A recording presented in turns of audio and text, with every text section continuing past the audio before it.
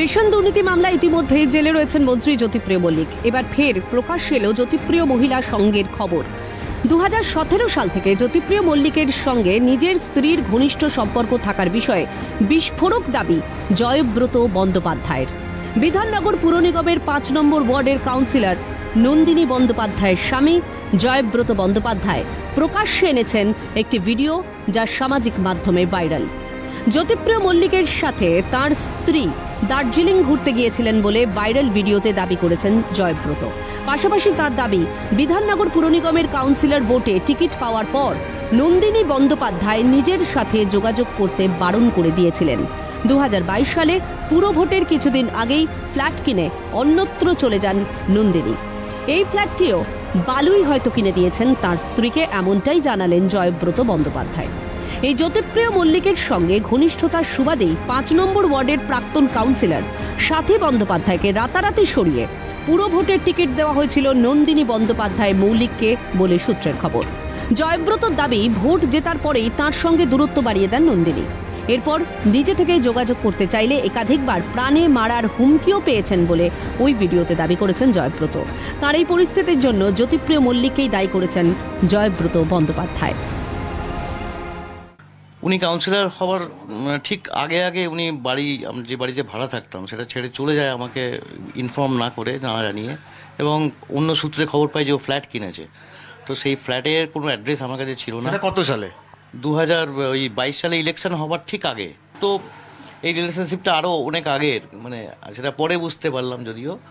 রিলেশনশিপটা এই জ্যোতিপ্রিয় মল্লিকের সঙ্গে কিছুদিন যখন পর্যন্ত জ্যোতিপ্রিয় মল্লিকের খুব ক্লোজ হয়ে যায়নি, তখন পর্যন্ত সব কথাই বলতো।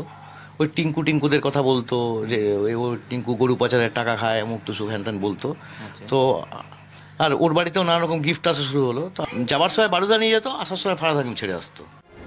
মুখ্যমন্ত্রী মমতা বন্দ্যোপাধ্যায়ের কাছে স্বেচ্ছা মৃত্যুর অনুমতির আবেদন জানিয়েছেন তিনি।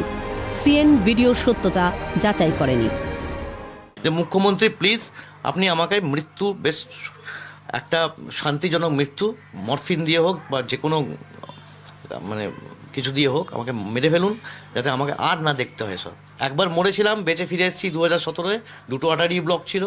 হ্যাঁ, আমার আসাম সিভিল হসপিটাল আমাকে ডেড বলে রিফিউজ করেছিল, অ্যাডমিট করতে চাইনি।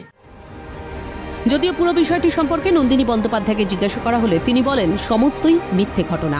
এর পেছনে রাজনৈতিক অভিসন্ধি রয়েছে। অপরিচিত ব্যক্তি, জ্যোতিপ্রিয়র সঙ্গে কোনো সম্পর্ক নেই। কোর্টে কেস চলছে, তাই আর বেশি মন্তব্য করবেন না। হ্যালো, কাউন্সিলর নন্দিনী ম্যাডাম বলছেন? হ্যাঁ ম্যাডাম, আমি সিএন থেকে সাংবাদিক মফিজুল কথা বলছি। বলুন। বলছি, একটা কমপ্লেন আপনার স্বামী নিজেকে বলছেন, উনি জয়ব্রত ব্যানার্জি, উনি কি আপনার স্বামী? না, আমার স্বামী নয়। আমার সঙ্গে এখন কোনো যোগাযোগ নেই ওনার, কারণ ওনার সঙ্গে আমার কোর্ট কেস চলছে। হ্যাঁ, ঠিক আছে, কোনো যোগাযোগ নেই। উনি যেগুলো বলছেন ওগুলো মিথ্যা কথা বলছেন। না, উনি আরেকটা কথা বলছেন যে জ্যোতিপ্রিয় মল্লিকের সঙ্গে আপনার ঘনিষ্ঠতার সুবাদে আপনি কাউন্সিলর হয়েছেন, তারপর থেকে ওনার সঙ্গে ব্যবহার। মল্লিক সে সময় জেলা অসম্ভব, তার অনেক আগে থেকে ওনার সঙ্গে আমার সম্পর্ক নেই। জ্যোতিপ্রিয় মল্লিক এই জেলার প্রেসিডেন্ট ছিলেন, ওনার সঙ্গে সবাই রাজনীতি করতো, আমিও রাজনীতি করতাম। নাকি আপনার সঙ্গে দেখা করতে গেছিলেন আপনার ফ্ল্যাটে? তখন নাকি আপনি ওনাকে ঢুকতে দেননি? মারধর? কোনো অপরিচিত ব্যক্তিকে কি ঢুকতে দেবেন যার সঙ্গে আপনার কোনো যোগাযোগ নেই? আপনার অপরিচিত কি করে হলো? একটা সময় স্বামী ছিল। হলে কি, এখন আমার সঙ্গে 12 বছর ধরে যোগাযোগ নেই। বিজেপি নেতা সজল ঘোষ ওই বিষয়ে বললেন, বালুদার অমন অনেকেই আছে।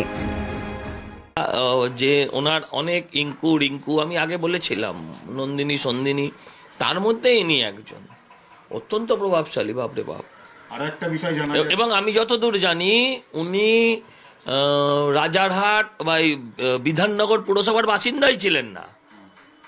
উনি, আপনি ওনার হাজব্যান্ড, তার কাছ থেকে কথা বলে জেনে নেবেন। আমি যতদূর জানি উনি প্রথম দিকে রাজারহাট বা এই বিধাননগরের বাসিন্দাই ছিলেন না, ওনাকে বাসিন্দা করে ভোটে প্রার্থী করা হয়েছিল। আমরা নাকি প্রার্থী খুঁজে পাই না, ওদের প্রার্থী অন্য জায়গা থেকে আনতে হয়। ক্যামেরায় গোপাল সেনের সঙ্গে মফিজুল ইসলামের রিপোর্ট, ক্যালকাটা নিউজ।